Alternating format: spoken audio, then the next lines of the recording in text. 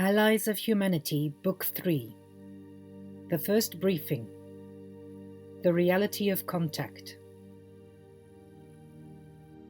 We give greetings from far away now.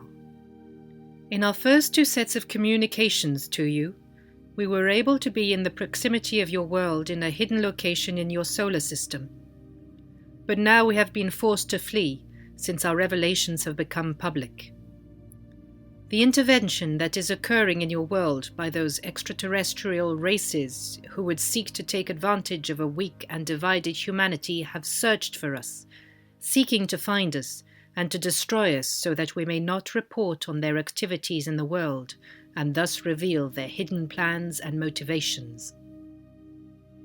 The people of your world must know that you are emerging now into a greater community of intelligent life, a greater community that you know nothing about and have not yet adapted to. It is a greater community of advanced worlds, for you live in a developed and populated part of the universe, where large nations have established intricate and long-standing trade agreements with one another, where there are rules of engagement and rules of conduct that all trading nations in this region must observe. You know nothing of these things, of course, still being isolated within your world. Yet your world is being visited by small groups, small non-military groups, commercial forces you might say, that are here seeking advantages and resources. They recognize that humanity at this moment is a weak and divided race, and is superstitious and uneducated regarding the affairs of the greater community in which you have always lived. We have been sent as observers from several different free nations in this region of space to observe the extraterrestrial intervention that is occurring in the world today, to report on its activities and to reveal its hidden motives and agenda so that the human family might become aware and prepared for the reality of contact. It is this reality of contact that is essential for your understanding. Your world is a prize. It is greatly valued by others. You are unsuspecting and perhaps might assume that advanced technological races are advanced spiritually as well. But alas, this is not the case. The path of technological development, more often than not, leads away from real freedom and the true nature of spirituality as it exists in all manifest intelligent life. This represents but one of the important lessons that a human family must now learn if it is to regard the presence of foreign visitors with clarity, wisdom, and discernment, and if it is to recognize the great need for humanity to establish its own rules of engagement regarding all present and future visitations to your world. Such rules have not been established. Humanity stands naked in the universe, vulnerable to intervention and persuasion by small, cunning groups of resource explorers and economic collectives, those who travel within the local universe seeking advantages and opportunities for themselves and for their clients. You, of course, have no way of understanding this, having never ventured far enough into space to witness these activities and to learn about the nature of interactions and commerce in this part of the universe. So you do not know what to expect. And in the absence of wisdom, clarity, and informed awareness, many people who are aware of the intervention are misunderstanding its presence and are construing it incorrectly, believing it is here for the benefit of humanity. It is because humanity has not responded with wisdom appropriately to this intervention that we, as representatives of the free nations in your vicinity of space, have been sent here to observe this intervention, to learn of its activities within your world, and to reveal to you the nature of these activities, their purpose, and indeed the nature of such interventions as they so frequently occur everywhere in the greater community. You are emerging into a competitive environment in space, a complex environment, an environment where long-standing rules have been established to maintain stability amongst nations and worlds whose establishments are far older than anything that has been established on Earth.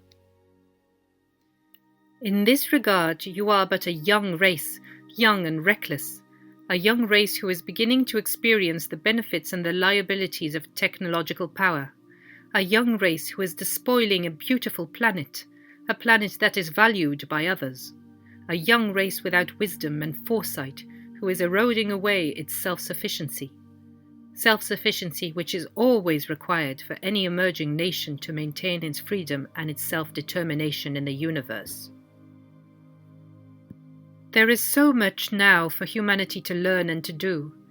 Great actions must be taken, but they must be informed by a clear understanding of the universe into which you are emerging, how nations trade and function, what restrains them, what encourages them, the freedoms they have to intervene in a world such as yours, and the restraints that prevent them from undertaking certain activities.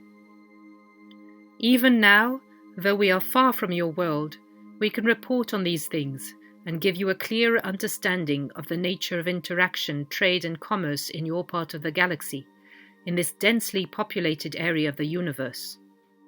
With this, we hope we can impart a great encouragement for the human family to utilize its native wisdom, to build upon its great strengths, and to not fall prey to persuasion or self-deception that is always a great risk at thresholds such as these. Emerging into the greater community is the greatest threshold that any race can face. Many races fail at this threshold, falling under the persuasion and domination of foreign powers. Many nations fail because they have destroyed their self-sustaining resources and have become helpless and dependent upon others who, through leverage and through commercial manipulation, were able to gain control of these young emerging races. It is a threshold with great risks, and yet one with immense opportunities.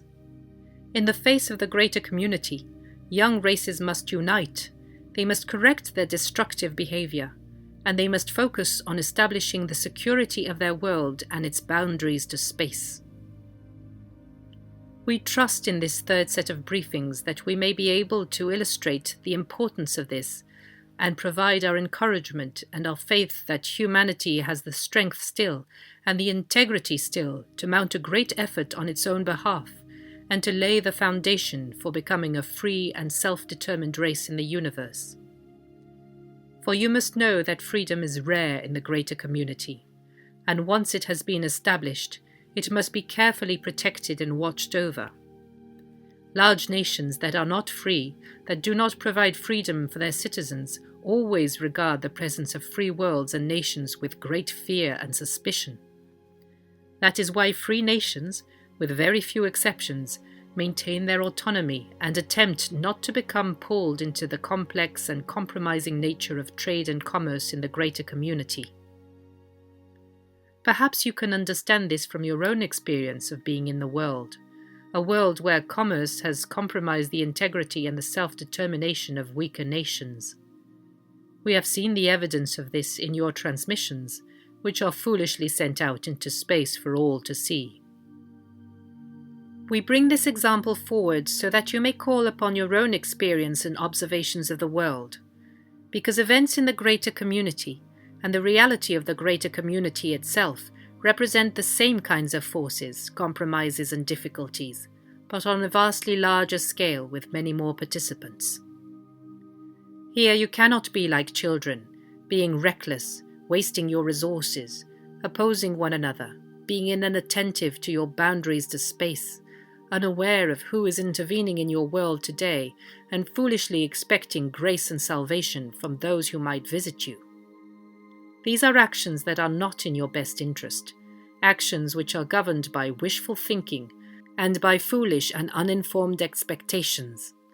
Such an approach to life in the universe will lay you open to deception and manipulation beyond what you are accustomed to, and for which you have not yet developed a sufficient set of countermeasures.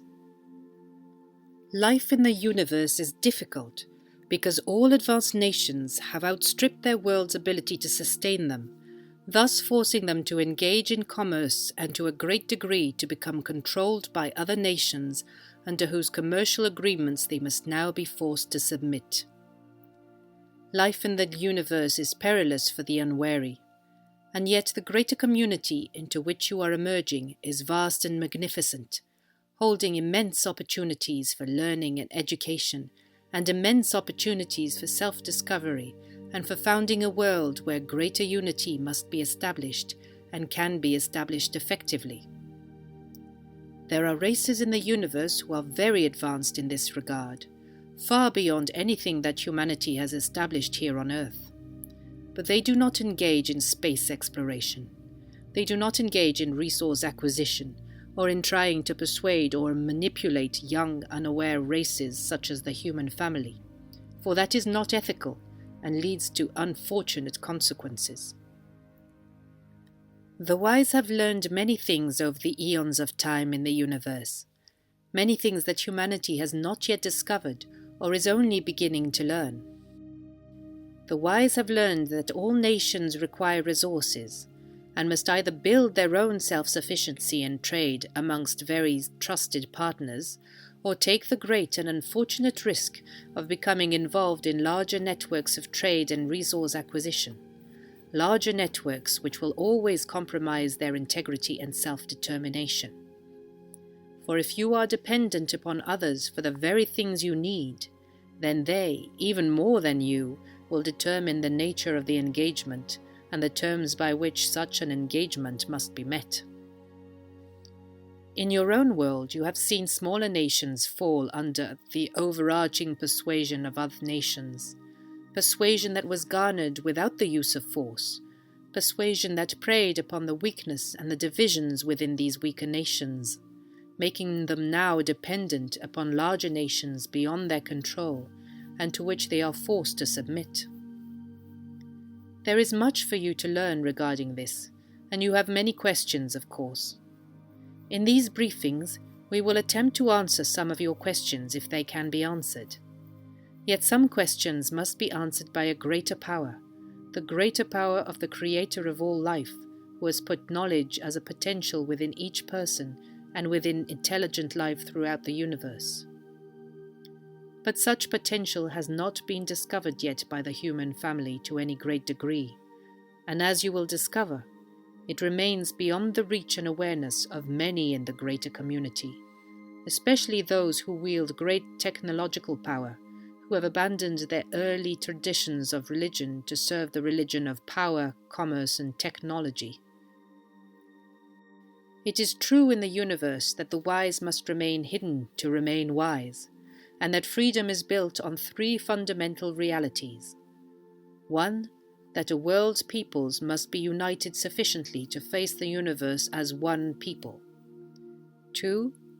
That such people must maintain and protect their self-sufficiency so as not to become bound and dependent upon foreign powers who do not share their values or their emphasis on freedom. And 3.